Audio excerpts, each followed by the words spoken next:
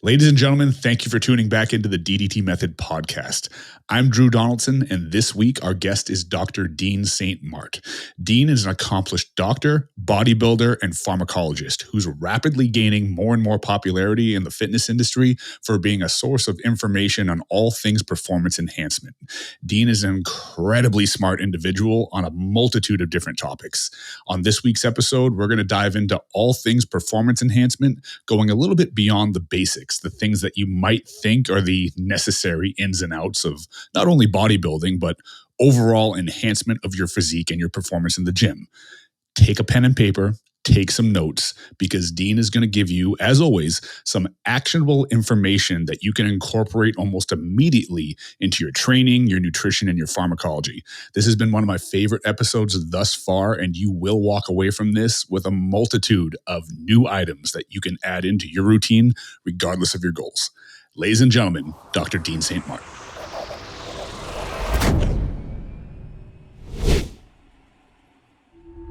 Ladies and gentlemen, thank you once again for tuning into the DDT Method podcast. We're continuing our trend of our pursuit of bringing you the best and the brightest in the industry and pointing you in the right direction to take you from intermediate to advanced. Now, today, I'm incredibly honored to have Dr. Dean St. Mart here. Dean's one of those guys that when you go to smart people for advice and those smart people don't know the answer to give you, they're probably reaching out to Dean to ask him to tell them what to tell you. So these are the type of people that I really want to give you guys access to and give you guys a small taste of their content so that you can go on your own journey, follow their stuff, absorb all of it, and understand it. Because with so much information out there, and I'm like a broken record, I've said this 1,000 times, we want to make sure that you're absorbing the right information. And this might make sense. It might not. It doesn't get any more right than this. So before we dive into the science of some supplements and some PEDs and some stuff that you guys might not have heard about that could be incredibly beneficial to your journey, Dean, give us a little bit of background on yourself. What brought you to the dance? What are you doing right now? And what do people need to know about you? Well, thanks very much, Drew, for inviting me on. It's always a pleasure to share some knowledge like you expressed there beforehand. So I guess a quick introduction to who I am. I have a PhD in synthetic chemistry, and my background was in drug design and pharmacology. So obviously taking that formal education and then applying it into the bodybuilding sphere or the fitness industry about 7 or 8 years ago under the influence of my wife.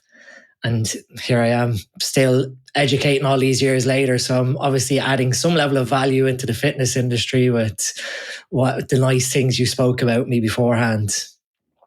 From that, I guess I was a chemical engineer, was my original career post academia. And in the background, I helped begin a supplement line with Supplement Needs, a UK company, alongside friend Lee.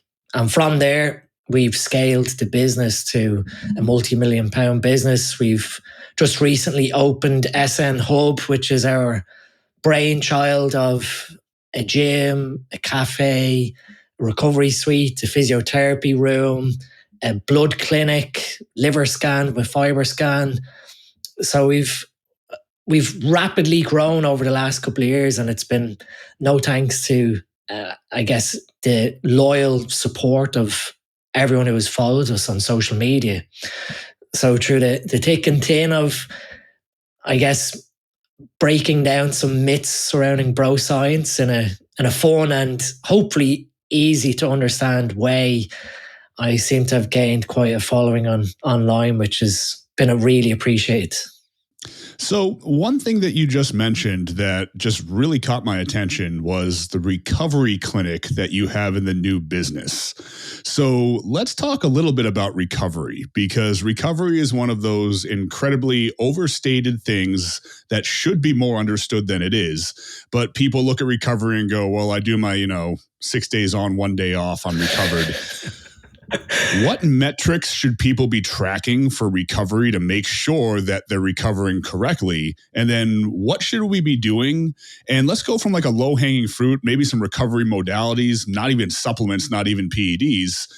And then what should we be doing from like a dietary and a supplementary standpoint? How do we actually optimize recovery, and how do we find out how much we need to recover? Yeah, I mean, I'm guilty of in the past of training 5 or 6 days per week. And slowly over time, my paradigm towards training has changed more so to at most 4 days per week and at the minimum 3 days. And I always try and take at least 2 rest days in the middle of my work week. So Wednesday and Thursday, like today, would be a rest day where I can focus in on work, but I can also do some nice, easy recovery modalities like going for an hour walk in the sunshine. You know, you're getting exposed to sunlight, which helps with circadian rhythm, with vitamin D. We all tend to underestimate the power of a walk outside. Even where we are in Northern Ireland, it's the countryside, so you're walking amongst nature. There's the whole, woo-woo of grounding yourself with nature and electrons to speak, but there is merit in the science behind it.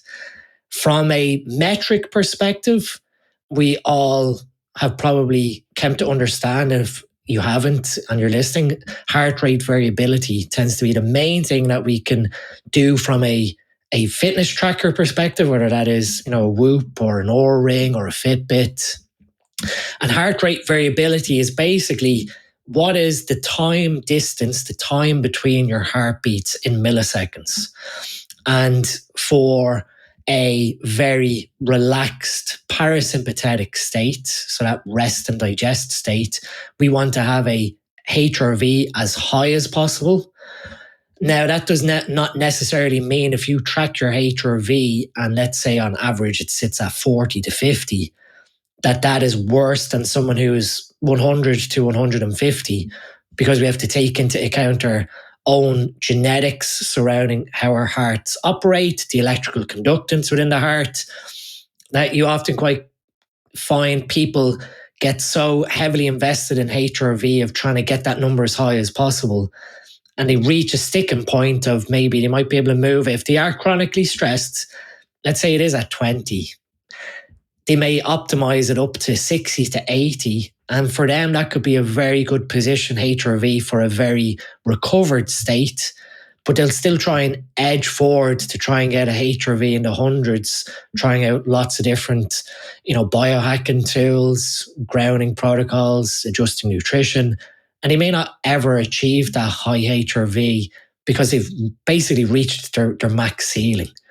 So your HRV, I guess all things considered, if you are tracking it as it is now and you find that you are sleeping well, you're digesting your food properly, you feel relatively stressless, then we can probably accept that the HRV you have currently is your optimal number to speak. However, if you're not sleeping well, you're very mentally stressed, you're ingesting a lot of caffeine, stimulants, etc., to wire your body up for the day, we could probably look to optimize the HRV number that you're seeing on average. So HRV is quite a useful tool, but there are caveats that quite often trackers like Whoop or Oura Ring will tell you you're not rested enough based on a HRV trend, but you might feel physically and mentally refreshed. And so you have to have a subjective view on that objective data of saying, well, I feel good. So if the tracker is telling me not to train, but I feel well enough to train, quite often it's better to go how you feel subjectively than follow lead on what an app is saying. Because again, it's just looking at trends.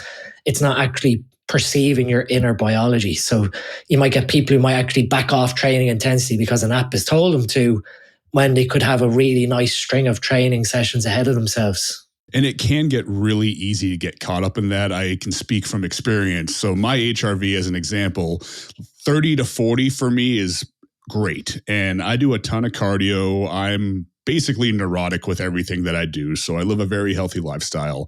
I'm very careful when I do utilize PEDs and whatnot. But I've also noticed it's incredibly easy for mine to drop down as low as 10, 11, 12. And I was the guy that went out and I bought the red light panels. I got the infrared sauna. I got the cold plunge for the house. And I'm glad I have those things. And they're very beneficial in a multitude of different ways. But I started implementing all this. I bought every supplement that would affect vagal tone and shift to parasympathetic state. I bought the Pulsetto vagal nerve stimulation device and whatnot. These weren't moving the needle at all. And I was like, well, I mean, I don't want to be floating at like a 10, 11. I know that's terrible for me. What ended up really moving the needle was I was looking at things and I said, you know what? I'm only getting 6 hours of sleep a night. And that's been my life since my 20s. I'm 40 years old. Let me just make sure I get to bed a little bit earlier. Like, I'm not going to worry about the blue light blockers, which I know I'm wearing now. I'm not going to worry about cold plunging before bed, 40 minutes out, et cetera, et cetera. I'm not even really going to worry about meal timing. I'm just not going to eat right before bed. Let me make sure I get 8 hours, and let me stop drinking 2 energy drinks a day when I have busy days at work. Those 2 things, I jumped right back up. Now, it took about 2-3 weeks for that to kind of reset and get me back up there. And then I noticed implementing cold plunge, I just recently started trying a little bit of hexarelin, which has a potential effect to shift to vagal tone. And these things started moving the needle like 2-3 points a night, but not until I was getting the sleep. So sometimes it's not about the supplements. Let's assume that somebody is taking all those things into consideration and they do want to move the needle more. Are there any supplements, peptides, PEDs that you would suggest to optimize rest, recovery, and HRV? Yeah, there's quite a few. I mean, from a peptide perspective, I've not personally utilized it, but there is quite interesting data on DSIP, which is delta sleep inducing peptide. You will find people will utilize DSIP right before going to sleep. So it has a very fast onset of action. So normally it's utilized prior to getting into bed. And quite often what it does is it immediately starts bringing you down into deep sleep or N4 deep sleep. And from there, obviously, you're getting all the benefits of your circadian production of growth hormone, testosterone, etc. That would be probably the main peptide to speak surrounding sleep. Then you've got obviously amino acids like glycine, which of itself can act as a neurotransmitter to help calm the brain down. So you might find people will take 2 to 3 grams of glycine prior to bed, or they might actually be ingesting glycine without realizing by taking a supplement like magnesium bisglycinate, which is magnesium attached to 2 glycines. And that is where the calming benefits of obviously the added magnesium, increasing your magnesium content of your diet, but the glycine acting to calm the brain down. So it helps to amplify GABA, which is our inhibitory neurotransmitter, which tells our brain to calm down. So from a sleep perspective, even something like a high bolus of magnesium in the evening time, if you are quite deficient, which to be honest, most heavily training athletes are deficient in magnesium. It's quite easy in terms of our daily capacity in life to deplete magnesium by getting stressed with cortisol, like what we touched on with HRV. There can be a vicious cycle. And if anyone wants to put it into Google, there's a published paper, Magnesium and Stress, the Vicious Cycle. And basically, the more you get stressed, the more cortisol you produce. The more cortisol you produce, the more magnesium is utilized to try and calm the adrenaline response. And eventually, over time, you end up in a magnesium deficient state where people are relying on caffeine drinks in order to boost their adrenal profile, to give them that extra lift and energy. Where it could be that they're deficient in magnesium, which is what helps the mitochondria, which is our little energy powerhouses, to produce energy. It's one of the main, I guess, organelles of our body that utilize magnesium to produce ATP, alongside a critical enzyme that I helped with, introducing to the bodybuilding community, COMT, catechol-O-methyltransferase, and how magnesium deficiency in relation to PEDs could be one of the root causes of causing anxiety or sleep issues surrounding insomnia, where your brain just can't switch off. And the reason being is COMT helps your body metabolize estrogen, but also helps you metabolize dopamine. And if you're someone who utilizes even testosterone replacement therapy, if you generate quite a lot of estrogen and you have issues with clearing it, or your body's preferentially clearing the estrogen and not the dopamine, you're going to run into this bottleneck where at nighttime you're wired but tired. So your brain is still amped up on dopamine, but you actually feel physically exhausted. And something like a bolus dose of magnesium heading into bedtime with some simple sleep habits or sleep hygiene rituals like the blue light blocking, switching off your phone and ignoring notifications, not getting into arguments online, checking work emails or whatever, allowing your brain the time to deal with the dopamine that's already present in your brain, or helping to speed up the metabolism of the dopamine with magnesium intake, in order to have your brain in a position where, in order to fall asleep, and this was one of the areas that I was very interested in the beginning surrounding like supplementation. Our first supplement with Supplement Needs was the sleep stack that came from my own personal investigation into how could I optimize my sleep as I was working day shifts and night shifts. Looking at having a high serotonin environment within your brain. So you need high serotonin in order to get ready to fall asleep. And then that high serotonin will convert to melatonin during sleep to keep you asleep. So people always focus on melatonin supplements or daylight exposure in order to drive the pineal gland synthesis of melatonin. That's important, obviously, for your circadian rhythm, that you start producing melatonin in the evening time to entrain your internal body clock that it is reaching nighttime or darkness. But in order for us to stay asleep, it's our inner conversion of serotonin to melatonin, which is what keeps us asleep. And that's why if someone utilizes melatonin as a supplement, yes, it brings sleep on. So you fall asleep in about half an hour of taking a relatively good dose of melatonin, 1 to 3 milligrams. But quite often you'll wake up 2 to 3 hours later because of its fast metabolism in our body. And you now run into an issue where your body's not actually making melatonin to keep you asleep. So if we can help raise the serotonin level of the brain, which comes from tryptophan, which is where a lot of people advocated placing carbohydrates prior to bed to help with tryptophan coming across the blood-brain barrier. Tryptophan makes serotonin, and the serotonin will convert to melatonin during sleep. A simple strategy for improving sleep, although paying attention to your digestion, could be to have a carb-rich meal 2 to 3 hours prior to bedtime in order to help with that tryptophan and serotonin synthesis, or take a supplement with tryptophan, or its more, I guess, readily bioavailable form 5-HTP, because that is what tryptophan will convert to. And then ensuring that you've got adequate vitamin B5 and B6, because they are quite important for those transformations of these precursors into the neurotransmitters.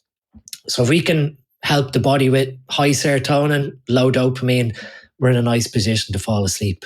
So if we're looking into these magnesium deficiencies, as most people tend to be deficient in magnesium, are we just looking at magnesium on a blood test, or are we looking into like cofactors? Are we looking at like alkaline phosphatase? Like how many markers do we need to look at to really determine? Because sometimes it's not really indicative of just this one thing saying we're deficient, so take more. Yeah, I mean, looking at blood work, we have to view blood work sometimes with a pinch of salt, in that what's in our serum, where we've taken the blood sample from out of a vein or out of an artery, is not necessarily what is happening internally within the body. So we're looking at how much magnesium is in your bloodstream, but that's not reflective of how much magnesium is being transported into your cells or being utilized by your cells. And that's where something useful, like what you touched on there, alkaline phosphatase, being one of the main enzymes that requires magnesium at its core. There's a nice scientific study stating that if we see ALP values below 70 on blood work, there's relative data to support that you're magnesium deficient. So you then go and you assess, what your current magnesium intake is within the diet. magnesium's RDA is set at between 300 to 400 milligrams. But if we view that's the minimum amount to offset a deficiency in theory of a normal person. But with today's heavy, stressful lifestyles, we're constantly being bombarded with notifications on our phone. Everyone has access to us. That vicious cycle of being stressed and using up your magnesium can come into effect quite quick, that you might need what is recommended in terms of the science is about 10 milligrams per kilogram body weight as a starting point for magnesium intake. And that quite often questions come from that surrounding, well, what's the best type of magnesium I can take? And to be honest, when we look at all the different types of magnesium available to us, the chelating agents, the thing that's attached to the magnesium, just determines, one, the percentage of magnesium that is within the product. So, for example, magnesium bisglycinate on average is about 10 to 11% magnesium, whereas something like magnesium oxide or magnesium citrate is somewhere between 35 to 50%. So there's a slightly higher percentage of magnesium within those products. And then we have to look at what the chelating agent does within the body. So glycine helps with calming the brain down.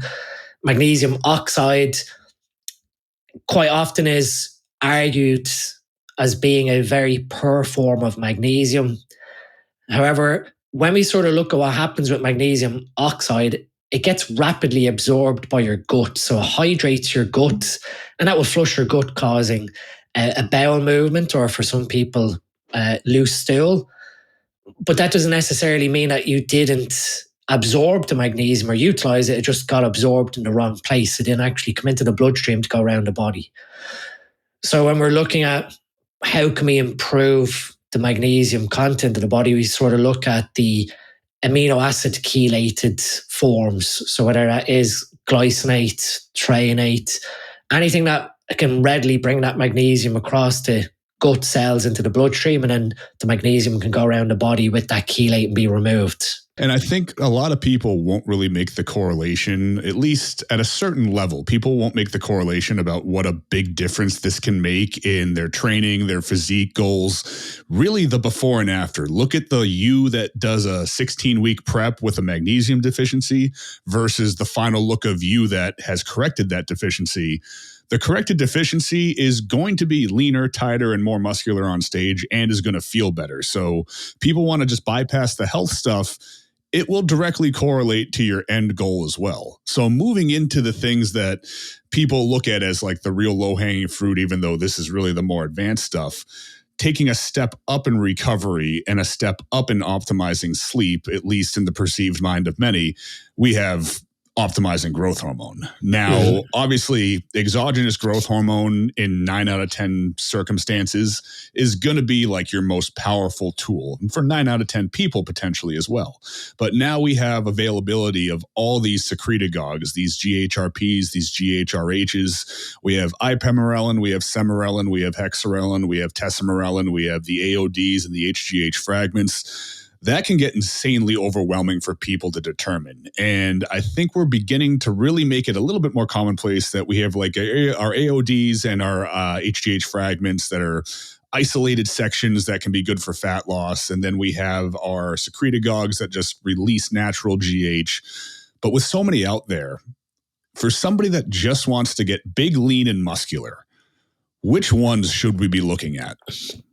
That's a very interesting question. I guess when we're looking at what outcome we're looking from utilizing these secretagogues, let's say someone doesn't want to go down the route of exogenous human growth hormone, or from a budget perspective, even though it can be relatively cost equivalent when you work out on a long-term basis using a secretagogue versus exogenous GH, they stemmed from the fact that we tend to see pulses of growth hormone throughout the day in response to ghrelin, our hunger hormone. So these GH secretagogues were developed to stimulate that ghrelin pathway to tell the hypothalamus to stimulate the pituitary to produce a pulse of natural growth hormone. With the GHRP, so growth hormone releasing peptides, these basically directly produce a pulse of growth hormone, whereas the GHRHs, so the growth hormone releasing hormones, feed off from the hypothalamus to the pituitary. So it gives us two distinct pathways that work synergistically together.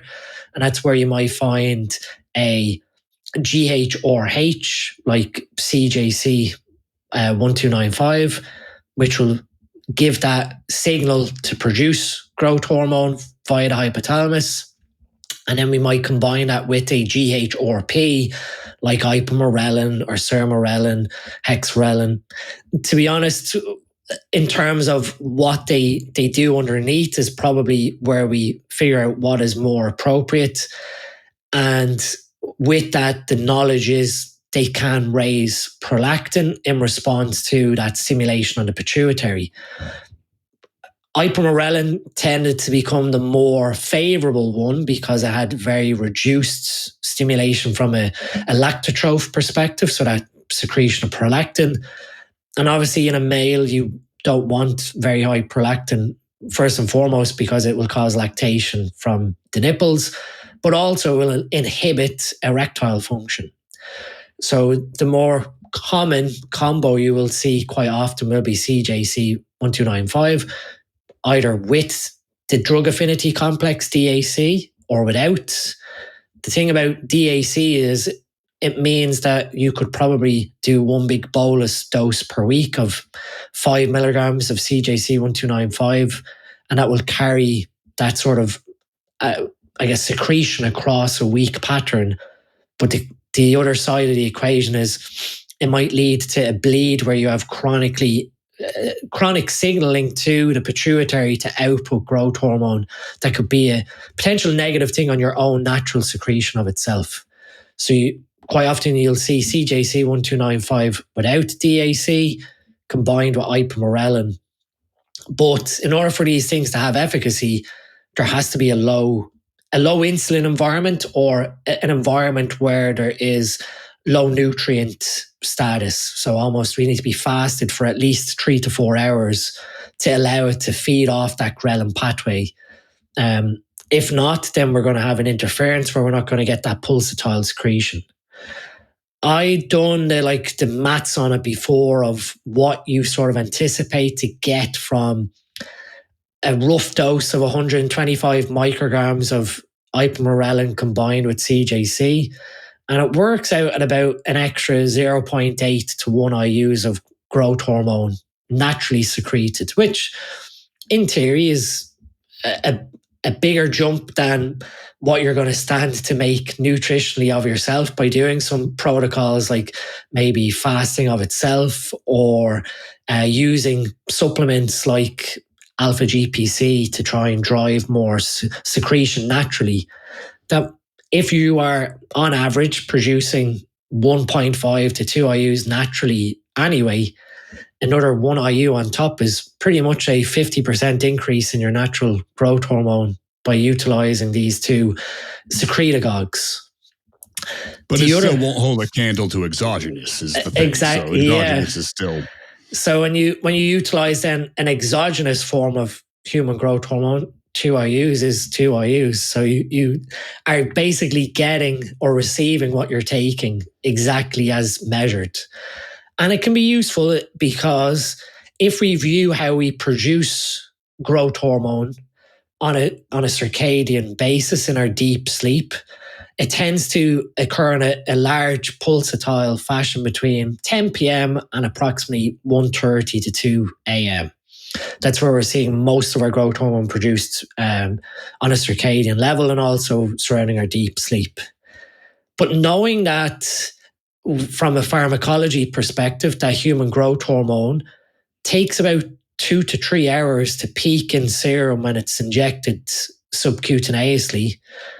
If we leverage that immediately before we go to sleep, we're still going to see some of that circadian entrainment of growth hormone release. And then the injection is going to peak with it.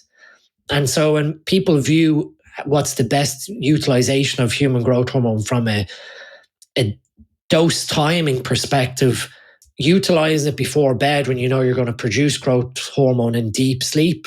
And then 2 to 3 hours later, it's peaking following a sub-Q injection. You're almost getting a 1+1 addition over what you're producing naturally. What's then peaking in serum? And then once that peak in serum occurs, you then have the feedback loop or the negative feedback loop of somatostatin, which then tells your brain, okay, no more growth hormone to go out because growth hormone levels are too high at the moment. You've not blunted the following day's growth hormone secretion, in that if you took human growth hormone upon wake the next morning, that's going to peak 2 to 3 hours into serum. So if you take a 6 a.m. before fasted cardio, again, this was sort of a bro myth that was sort of debunked. If you're taking growth hormone before fasted cardio, it's taking 2 to 3 hours to peak in serum. So unless you're waking up at 4 a.m. to do your shot of growth hormone, to do fasted cardio when you wake up at 6 a.m., it really doesn't hold true in terms of the extra lipolytic benefits. You still get the raised growth hormone level, no doubt, but then that will have knock-on effects throughout the day in terms of free fatty acid elevations in your serum, which then obviously you're eating food on top of, insulin sensitivity problems as a consequence, that if we are leveraging human growth hormone right before going to sleep, we're taking advantage of that natural release, the addition of another 1 to 2 IUs on top of it. And now you've ended up in a position where you've probably made 2 IUs naturally. If you are very conservative, you might use 1.5 or 2 IUs exogenous. And now you're waking up the next morning having had a serum growth hormone level 100% higher than where you would have sat naturally. So definitely a good way to break it down, 100%. Without the interference, I guess, of somatostatin the next day, yeah. One thing that I have been curious about, looking at GH and the potential downregulation, quote unquote, I'm making air quotes for anybody that's listening. We know that your natural growth hormone isn't highly impacted by using exogenous growth hormone. However, I have been pretty curious in terms of looking at my own HRV and the HRV of some clients.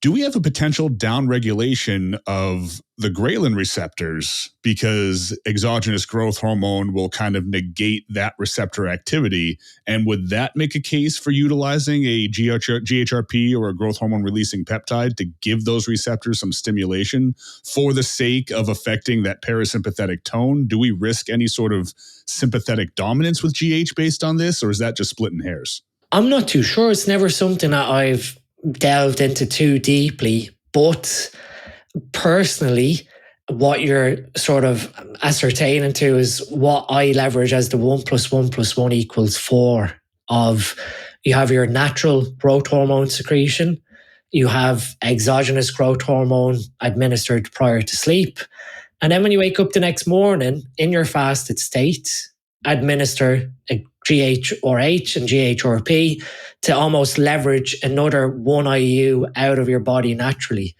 So if we sort of break that down in theory, if you're making 2 IUs in deep sleep, you've administered 2 IUs prior to sleep, that'll peak.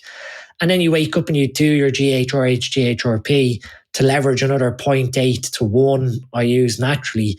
You're ending up with a serum level of, you've exposed your body to 5 IUs of growth hormone in total.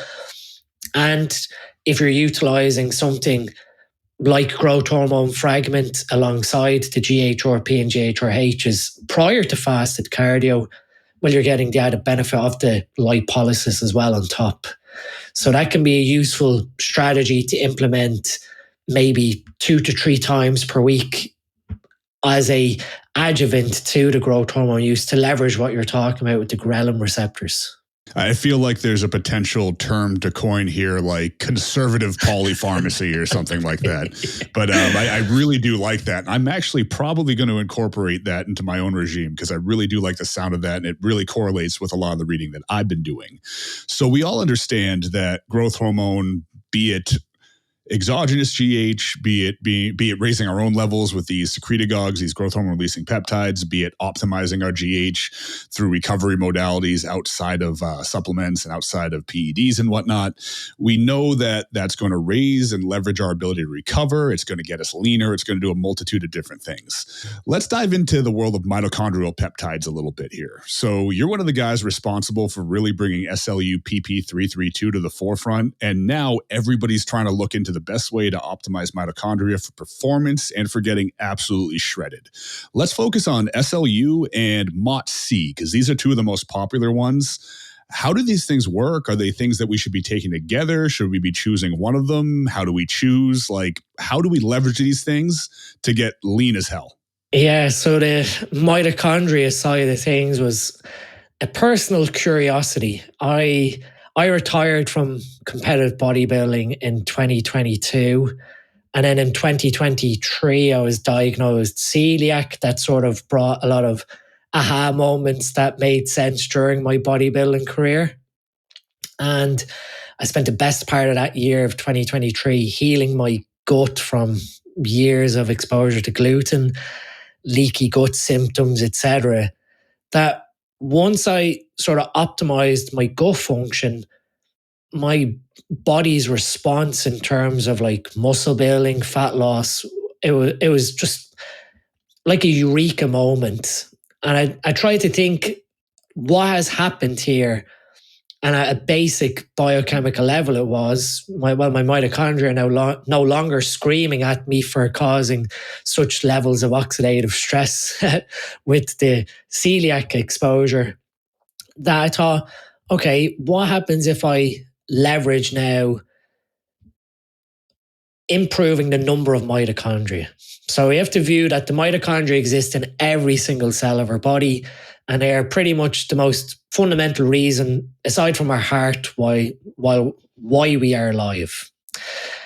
The mitochondria will basically take on board either glucose or fatty acids, and basically we've got a nice complex system that churns out ATP in high amounts. So people will have heard of oxidative phosphorylation. So we use oxygen and these nutrients to speak in order to spin out a bunch of ATP.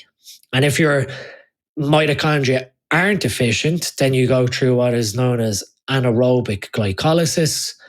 So to put into perspective the efficiency of the two systems, anaerobic glycolysis makes about 1 to 2 molecules of ATP. Oxidative phosphorylation can make between, I think, 30 and 35 molecules of ATP. So it's an exponentially larger amount of ATP if the mitochondria are operating properly. And if they are operating properly, well, then what if we were to exponentially increase their number within the body? Now you've got all these little powerhouses that are hungry for substrates, whether that is through feeding or through lipolysis, where we're releasing fatty acids to feed them, to create the energy for us. And I began an experiment of starting first and foremost with MOT-C. So MOT-C is a short-chain peptide that is a sequence of amino acids derived from mitochondrial RNA. So it's basically a messenger system that tells your cell to produce more mitochondria. It basically switches on mitochondrial DNA and you start producing more mitochondria. When we produce more mitochondria, them of themselves can do some very funky things like fusion and fission. So we can have mitochondria that can split themselves in two to create two mitochondria, or you might find that two mitochondria will fuse together to form a big mitochondria of itself. And by improving the density of the mitochondria, you now have, like I said, more energy powerhouses. And if we view what burns our fatty acids, to come back to like a bodybuilding perspective to get on stage, it is the mitochondria. So when we're running into issues with stubborn body fat, adrenergic receptors aside, the whole alpha and beta adrenergic receptors and stubborn body fat, what actually will rate limit you from burning fatty acids is the efficiency of the mitochondria, of how well they can utilize them. But the other consequence is they're one of the biggest generators of oxidative stress in our body. So we believe that we evolved with mitochondria, that it was a symbiotic relationship. They're an archaic form of bacteria incorporated into our cells. We feed them substrates to keep them fed, and they feed us with ATP. So there's a nice symbiotic relationship, and we keep each other happy and alive. That when we run into an issue where we're, in theory, within a calorie deficit, but we're still not losing body fat to speak, or our visual appearance isn't changing, you then have to start stepping back in terms of like hormonal imbalance, whether that's the thyroid or sex hormones. And then the step below that is the efficiency of the mitochondria. How well are they able to utilize the energy themselves? Are they basically more in tune with trying to keep you alive than trying to make you shredded to be on stage? And people start to lose sight of, when they run into issues with stubborn body fat, if everything is being optimally ticked off, it can be a sign that your body's just not in an efficient state. And that could be self-induced from nutrient deficiency. For example, like the magnesium side of things, your mitochondria use so much magnesium in order to produce ATP. It could be oxidative stress. We know that cellular division, PEDs, anabolic steroids, increase our cell turnover. And with that cell turnover, we're creating oxidants or byproducts that our body has to then use antioxidants like glutathione, superoxide dismutase, in order to reduce that damage on our cells. High levels of iron is another thing that you can be exposed to with PEDs, but that also will damage the mitochondria and deplete you of glutathione. At the basic core, once I sort of understood, okay, if I've got a very good level of balance surrounding oxidative stress with antioxidants, and I improve the number of mitochondria, well then fat loss should be relatively easy to speak in terms of an overall energy balance. And what I found with the MOT-C was I was able to maintain a relative lean set point of probably around 9 to 10% body fat without tracking any level of food intake to speak. Just sort of at my standard 4 to 5 meals per day, trained, knew that my body utilizes glucose better than fatty acids, so I tend to have a higher carb diet. But I pretty much stayed at that 9 to 10% body fat for about 2 to 3 months. The next part of the experiment, to speak from my own personal experience, then was SLU-P332, which is a molecule that acts on the estrogen-related receptor alpha, E or alpha. When we look at what triggers the creation of mitochondria biogenesis, you have a pathway called the PGC1 alpha pathway, and then you have these estrogen receptor related alpha receptors. Both of them induce mitochondria creation. So we can improve PGC1 alpha by improving our antioxidant intake. So if people wanted to look into like your NRF pathway, so the NRF pathway is one of our main endogenous antioxidant systems that keeps balance within our cells. If we're improving NRF, PGC1 alpha will improve also, and we create more efficient mitochondria. The other side of it, the E or alpha, is it will increase mitochondrial biogenesis, but it also improves their efficiency from an antioxidant perspective. So now we're making a lot of mitochondria, but their efficiency is very much improved also.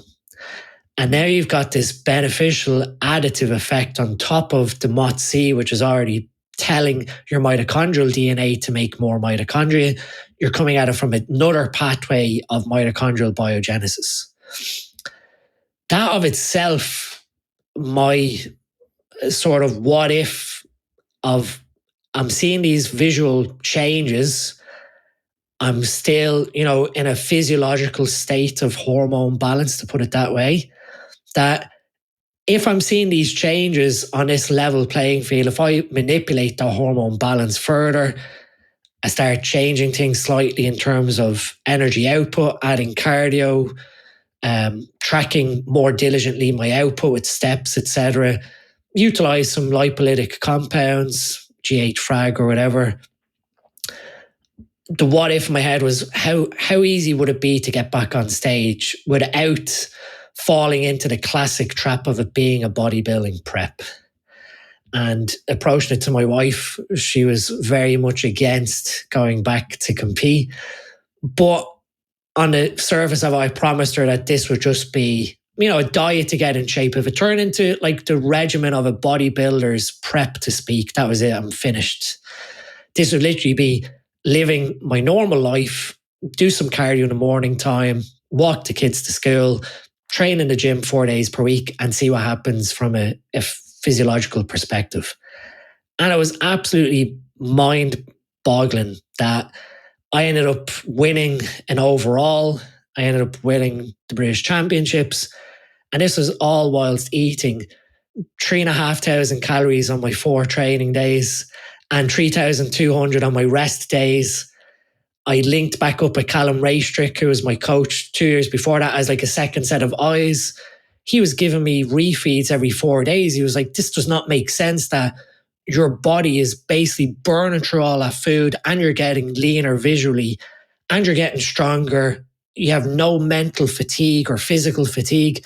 It was like, I always joke, it's like getting the cheat codes to a video game that you're just breezing through all the levels to the end stage boss and winning. That it really proved to me historically when bodybuilders get into this hole of having to like really dig deep, utilize very strong androgens to drive aggression in order to try and bully themselves through training.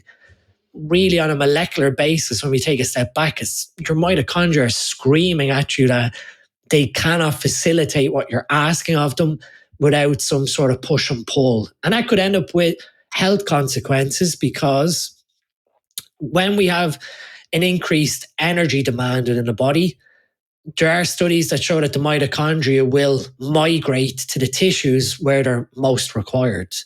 So, for example, if someone had heart failure or had a heart attack event, quite often you'll see a lot of mitochondria migrate to the heart in order to try and help with energy creation there. Now, if we have that scenario where you run into this stubborn lipolysis, quite often it's take a step back, evaluate. You sort of look at that classic bodybuilder of magnesium deficient, very high androgen use, chronic insomnia triggered by the magnesium deficiency and the androgens. The mitochondria from an antioxidant perspective, you're on reduced foods, your focus on polyphenols and antioxidants sort of goes out the window as well. Like that was sort of my old basis with HeartStack. HeartStack was this supplement with vitamin E, CoQ10, green tea extract, all these beneficial polyphenols that you might not get in your diet, but you're helping to supplement and you're helping to offset that oxidative stress. When I had that internal balance, that prep was a walk in the park. And it's sort of been replicated with putting out the information. You just see countless anecdotes since last year of that whole Dr. Dean stack of SLU, methylene blue, MOT-C. That I even caveat that this is all an experiment, because we're looking at SLU. It's being derived from animal-based studies. So if you partake in something like that, you are taking your own venture into human performance improvement as an N=1 perspective. That I quite often say, there are limitations here, that if you are in a very stressed environment and you basically increase the number of mitochondria, or you're already in a very high stress from an oxidative stress perspective deficiency, and you put a lot more mitochondria and you tell your body to make a lot more mitochondria, you're probably going to create more forest fires than actually improve your overall health. That there's a very fine balance here, that there is caution of understanding what you're doing versus blindly following, oh, well, they took those 3 compounds and it worked like magic, therefore it must work like magic in everyone. There has to be a very logical thought process of why you utilize the compounds and the underlying biology. And that is where, giving the information on these compounds is great, but there also has to be that responsibility of, well, hang on a minute, these are, in theory, some of the detriments that could come from it, or some of the possible worst case scenarios, without having, a proven clinical trial on humans to say, well, that is safe, that's not safe. We're all really doing one big giant experiment when we partake in stuff like this.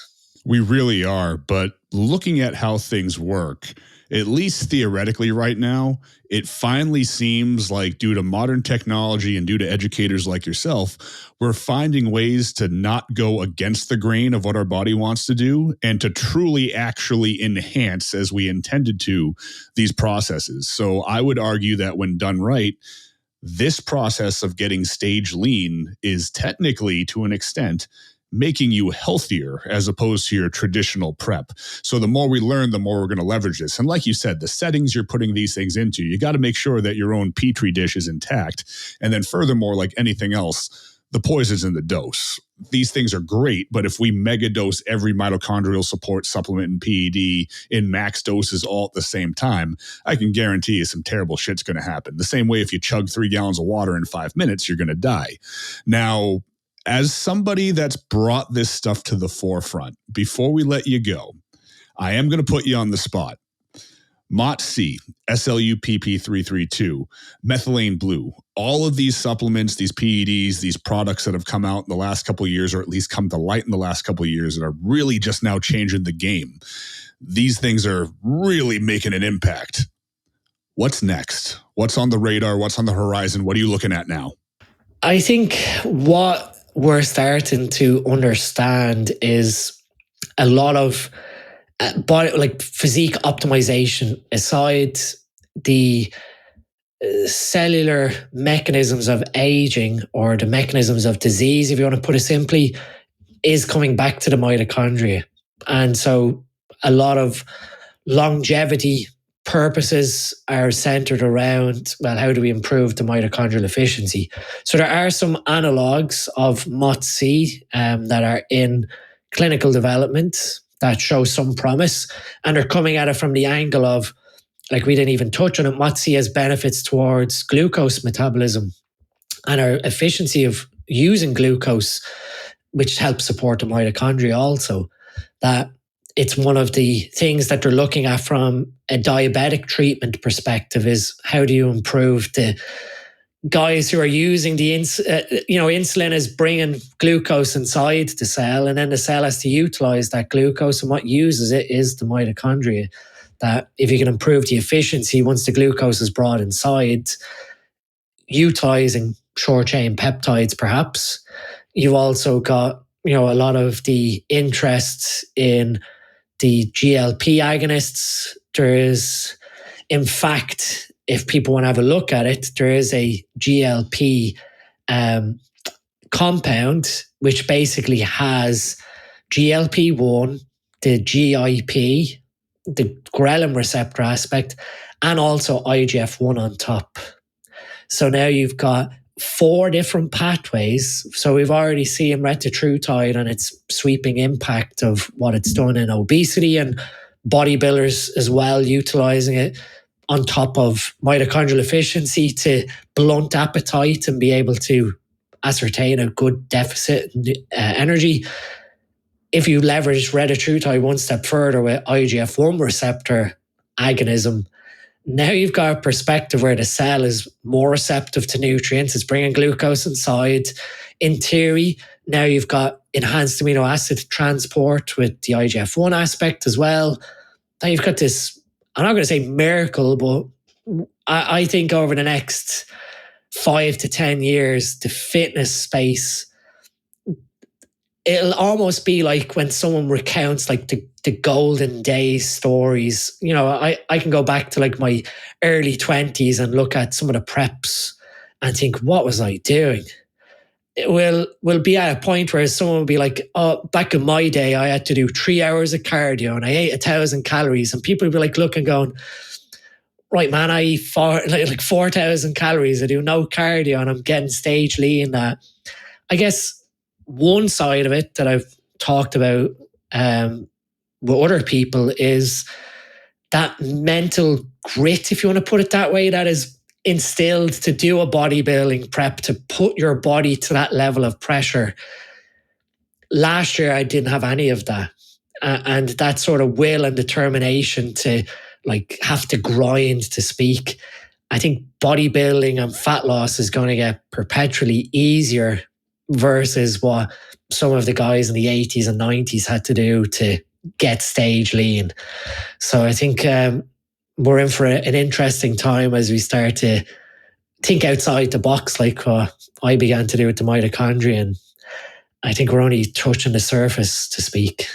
It is a hell of a time to be in the fitness industry because we are at the forefront. We are at the forefront of really a renaissance, and it's amazing to be able to watch, observe, and learn.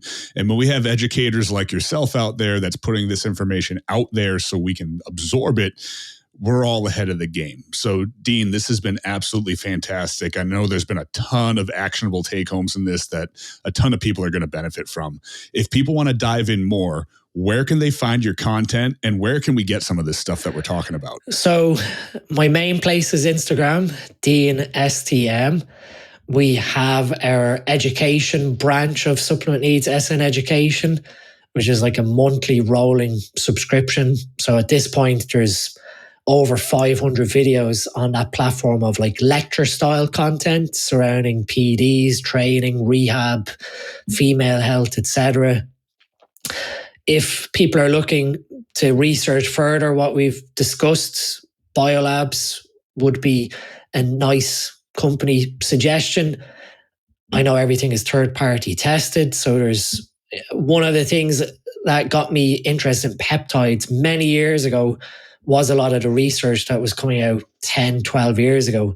But purity and quality and all these sort of questionable things came about that I sort of stepped away from that side of things until there was some level of suggestion that the molecular weight or the compound that is on the vial is within the vial.